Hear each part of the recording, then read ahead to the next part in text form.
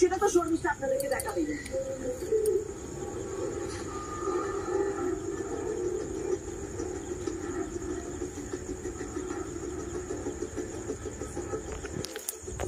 ছবিটা দেখছেন তো, রোগীর সুরক্ষাতেই আমাদের সুরক্ষা। সত্যি কি সুরক্ষিত আছে তারা?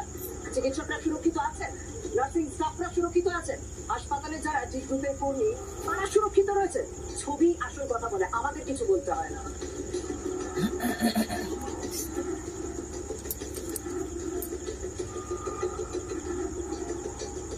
আপনারা কি এখানে কাজ করেন?